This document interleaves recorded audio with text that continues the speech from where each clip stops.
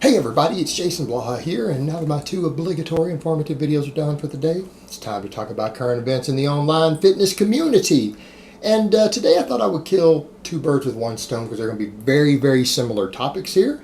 Very similar topics, and I've had multiple questions over the last week or two about both of these, so I thought let me just address them both at once. So let me put on my +5 hat of weaponsmithing. We're going to skill up my crafting a little bit, and let's talk about this. And I can already see the dislikes coming in from AlphaDestiny fangirls. They're going to click the dislike. Because look guys, I understand you guys follow him. I know you like him. And it's obvious to me that you guys probably don't know a lot about training accordingly. I'm just calling it like it is. Not trying to be a dick. I'm just calling it like it is. Just being real with you. So, here's what I'm going to have to say. You guys know that I just took someone who I like and I like their channel and someone I really dislike, and I'm going to say very similar things about both. I'm going to be objective. You know, people do that. They're always like, you don't ever say anything bad about people who you like what they do, and you won't ever say anything good about people you dislike. Well, that's not true. I'll criticize people who I absolutely like their channel because I think Bugenhagen has a good channel. I think Bugenhagen is a pretty knowledgeable coach. I think he's a gifted athlete, and I think he trains his ass off. All right, so I actually kind of like what he does, and I don't like strap-on, as I call him, strap-on Destiny. I don't like him, and I don't like what he does. But the problem we see with their benches, I'm going to go ahead and break this down because people ask me. If you guys are going to come ask a power lifter about someone's bench, expect it from a power lifter's perspective. Is that fair? Right?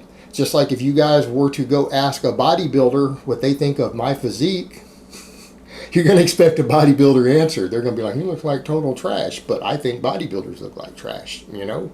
So it's a matter of perspective. Not saying I necessarily don't look like trash, but they don't look good either. I've never seen a pro bodybuilder who has a physique that looks good in the last 30 years. Okay, guys, they don't. They look hideous. They look just as hideous as my fat, loose skin ass.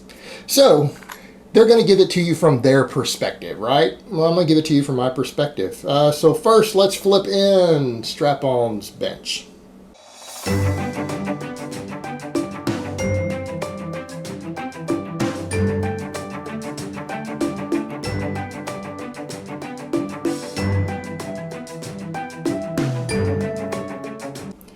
All right, guys, this is where we come into where his fangirls jump up and they're like, did you see that? You were wrong. He benches more than 319. Here's his 335 or whatever it is. It's 335. Guys, he's a 319 bencher. Now, I know people are going to say, but the other day he also put up a pen press. That's a separate topic. That's a separate topic.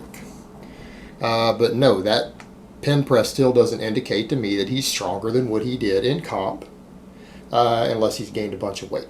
Okay, let's just be realistic. And I gave credit for that, guys. I gave credit for his bench press. I gave credit and congratulations for his record. As someone I totally despise, I still congratulated him on his award, right? Because you give credit where credit is due. If you guys look at this bench press, this was hideous, and it's not indicative of having anything more than a 319 bench. I'll go so far as to say is what I saw in that video, had that same day he tried to bench 319 in a meet, he probably would have failed it. That's how bad what I saw was. He's weaker there. Now, my understanding is he said he had been out drinking the night before, and I believe it. Because what we saw displayed there is not a 319 bencher where he would be. We saw multiple rules violations that wouldn't carry over to a comp bench. He has assistants on. You guys don't think those elbow sleeves add pounds to what you can lift? They do. They're not allowed in competition for a reason. Those sleeves will add pounds to your bench press. All right, this is not as pronounced as a slingshot's going to be, but it will add pounds to your bench press. Okay, it's another form of equipped lifting, just a minor form. In fact, I don't even see why he doesn't just go do equipped lifting. He trains like an equipped lifter. Why doesn't he just go do equipped power lifting? You know, he pulls so much stuff from Westside. That's the reason his deadlift never went up, because he trained like an equipped deadlifter. That's why he didn't hit his bench goals. You know, you got to be realistic here. But the problems we see, obviously, the sleeves, those are going to add weight. So yes, you should be able to bench press more. Even if it's only 5 pounds more, you should be able to bench press more with elbow sleeves than you can raw. It's not raw lifting. Number 2, touch and go, obviously. Now, I think he tried to say in there, well, you know, the touch and go, I don't practice it, so it doesn't add more. Touch and go always adds more. It might not add as much more if you haven't been practicing it. Sure, we can all agree with that. But you will almost always touch and go more than you pause bench. All right? This is understood. There's a reason pause bench is required in comp. Just because you've been pause benching doesn't mean all of a sudden you can't magically touch and go 10, 15 pounds more. Probably can. And he's done a ton of accommodating resistance and bouncing work and touch and go work in the past. Also, let's not pretend that's not there. And you're going to talk about a stretch reflex. Well, why are you worried about a stretch reflex? You got sleeves on. That adds a stretch reflex automatically. It has its own separate stretch reflex. You're getting a stretch reflex, bro. Then the bridging, ass coming off the bench. The bridging is cheating. All right, bridging is cheating. And bridging happens when you lift your ass off the bench when the weight starts to get hard. Butt comes off the bench to let you shift the weight up more. The way he shifted the up and down of the bar, that would have been disqualified in meat. So people are trying to say, well, look, he's stronger than his meat bench. He has 4 different factors that will let him lift more than he would lift in competition. 4. The fact that he only got 16 pounds out of it, the fact that he only got 16 pounds out of 4 different things that would disqualify you in comp because they will let you cheat the weight up, tells me that he actually wasn't having a good day. You know, people will pick on him about that because, oh, well, I had a bad day and I filmed this. Is that excuse? That excuse? In this case, I believe him. I don't believe that he was having a good day because the fact that he had to grind a weight only 16 pounds heavier than his meat lift with 4 different rules violations that should let you lift more weight tells me he might have only been a 305 or 300 bencher that day. He probably was having a bad day from his night of drinking. Again, his pin press is a totally separate thing, needs to be maybe addressed on its own. No, I don't believe he's a 335 bencher. And it has nothing to do with fake plates or anything. It has to do with some stuff going on with that. A big part of it's also the sleeves, start position, all that. All right, over to the Boogs. Let's flip his in.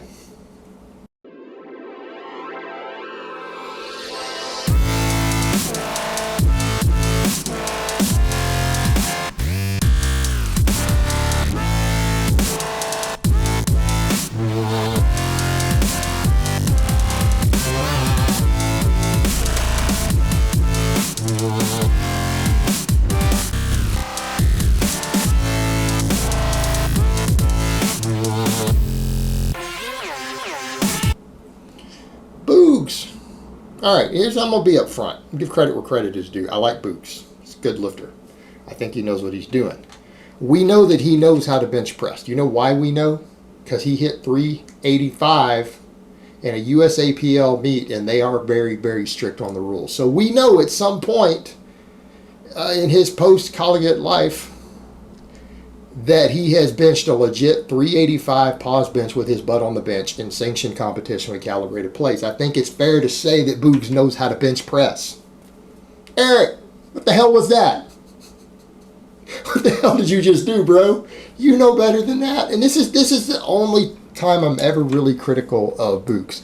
He'll let his ego get the best of him. He's an entertainer. He's a wrestler. He is an entertainer by profession. He brings a lot of energy to his training, right? He brings energy to his training. It's entertaining, but in this case, we're kind of coming back to, Eric, you know, you admitted before some of the stuff you were doing had contributed to injuries. You acknowledge that, you accept that, which again is a very mature way to look at things as an athlete, and I actually will give credit for that. That's a very mature approach, and that is the way to improve yourself, to be willing to accept self-criticism like that also. All right, bro. Bridging, butt off the bench, not touching the chest, elbow wraps. You know what I mean? We come over here. I'm not saying he's not a strong bencher. What I'm saying is, Eric, you need to work on just building your real bench press strength up. You know personally, all that stuff is letting you cheat more weight up. It's not necessarily getting you stronger. Right? It's not getting you stronger. You know from your own study of exercise science that overload with cheating, partials, other stuff doesn't make you stronger. You know that. You've admitted that. You're falling back into the same trap here. You know, you're again doing a weight that you really wouldn't be able to bench press. Those elbow sleeves help you bounce it out of the bottom. They help you store energy in your elbows, press another, I don't know, 10, 20 pounds maybe more. I guess it really depends. We don't know how tight they are. We don't know what they're adding. But again, you're losing that power out of the bottom that you should be generating yourself because you have an external object letting you lift it. No chest contact, and then that bridging. Again, we're coming back to that injury thing, man. That extreme bridging with a heavy weight to the point to where the butt breaks off the bench. It's a bad habit. It contributes to injuries. Again, it kind of falls back into that ego lifting as far as just lifting more weight by using external things to help you lift more weight isn't the same as actually lifting it with the intended muscles. Just like the stuff with the rack pulls, we know it is not all muscular involvement, it's biomechanical advantage. Well, right here we're losing most of the tension because, again, you've got bridging to help you get it up, butt coming off the bench to help you get it up, you're slingshotting it out of the bottom of the wraps, not touching the chest. You're losing muscle tension tremendously in the bottom half of the lift. You know, we're losing muscle tension. We're losing tension on the pecs. We're losing tension on the triceps. It's not the best way to get stronger. Again, if anything, it's possibly limiting your potential. And again, it just needs to be said. It needs to be said. Because, again, we're getting back over to showing off, the showboating, the showmanship. Because that's what Eric does. He's a showman. And he's a good showman. You know, again, the energy he brings to his lifting is actually quite entertaining to watch.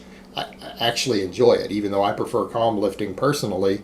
It's entertaining to watch, but we're getting back over into too much showmanship, not enough proper lifting here, you know, and it's good for a show off, but again, it seems like a lot of your bench training you're doing is kind of falling back into that pattern with those elbow wraps, you know, a lot of touch and go, a lot of bouncing. You know, we're losing a lot of muscle tension that could really, really be improving your overall strength and explosiveness, and you're losing that in the training, and you've got a background in exercise science, you know that. I don't know. So I guess the way I would interpret that is I feel like Eric could be doing better by adjusting what he's doing there and kind of, again, reeling the ego back in just a little bit, reel it in just a little bit so you can focus on real progress and a little showmanship. Not that the showmanship's not entertaining to watch, because it is. I just feel that sometimes his showmanship limits his potential as an athlete. Alright guys, but that's really all I have to say on that today. I hope it's been informative, and I will talk to you guys next time.